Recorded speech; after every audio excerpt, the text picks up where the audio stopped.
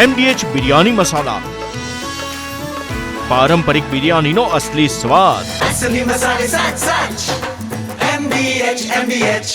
નમસ્કાર, હું ચિરાગ, TV9 ન્યૂઝમાં આપનું સ્વાગત છે. રેલવે મુસાફરો માટે મહત્વપૂર્ણ સમાચાર મળી રહ્યા છે. રેલવેની ટિકિટના ભાડામાં વધારો થવા જઈ રહ્યો છે. આપણે કહી દઈએ કે રેલવેની મુસાફરી થોડી મોંઘી બનવાની છે. લાંબી મુસાફરીના ભાડામાં થશે સામાન્ય વધારો. 215 કિલોમીટર સુધી 215 કિલોમીટરથી વધુના સામાન્ય વર્ગના ભાડામાં પ્રતિ કિલોમીટર 1 પૈસાનો વધારો થવાનો છે. મેલ એક્સપ્રેસના નોન એસી ભાડામાં પ્રતિ કિલોમીટર 2 પૈસાનો વધારો. એસી ભાડામાં પણ પ્રતિ કિલોમીટર 2 પૈસાનો વધારો થવા જઈ રહ્યો છે.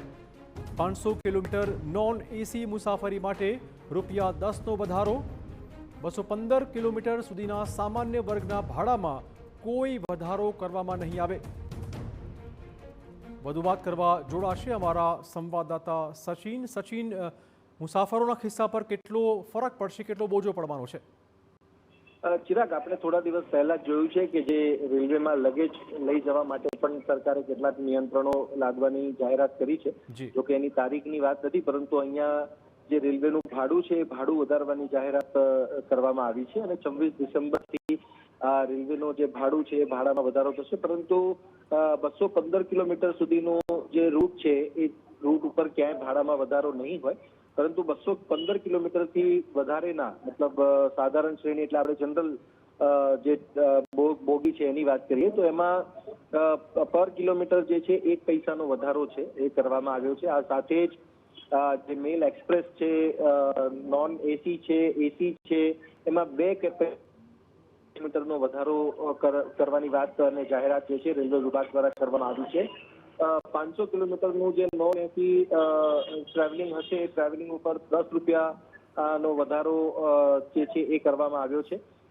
સીધી વાત કરીએ તો રેલવે જે છે એ રેલવેની આ જે આવક છે, આવકમાં લગભગ 600 કરોડની આવકમાં વધારો થશે પ્રકારની અપેક્ષા રેલવે વિભાગને છે. અને જે પ્રકારે રેલવેનું નેટવર્ક વધ્યું હોવાનો દાવો રેલવે મંત્રાલય દ્વારા કરવામાં આવી રહ્યો છે કે છેલ્લા 10 વર્ષમાં જે પ્રકારે રેલવેની ગુડ્સ ટ્રેનની જે કેપેસિટી છે એ કેપેસિટી વધી છે અને એના કારણે રેલવે ડિપાર્ટમેન્ટ જે છે એ આ ભાડામાં વધારો કરીને પણ જે એક્સપેન્સીસને સરભર કરવા માટેનો પ્રયાસ જે છે એ રેલવે વિભાગ દ્વારા છે.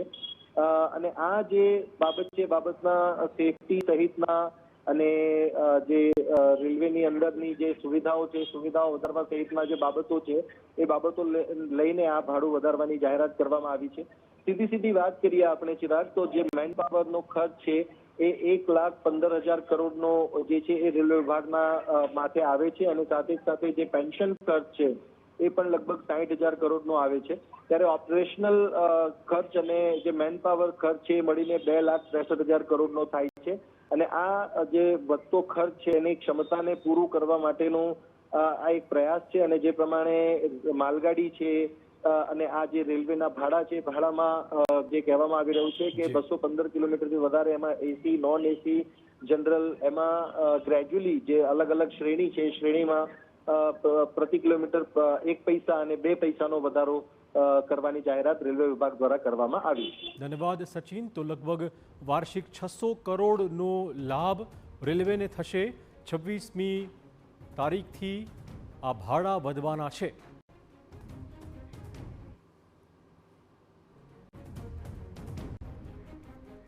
MDH કિચન કિંગ મસાલા રસોડામાં હોય તો આપણે કાંઈ પણ બનાવી શકીએ છીએ. રીંગણાનો ઓળો, બટેટા ફુલાવર, ભીંડી મસાલા અને બીજું ઘણું બધું.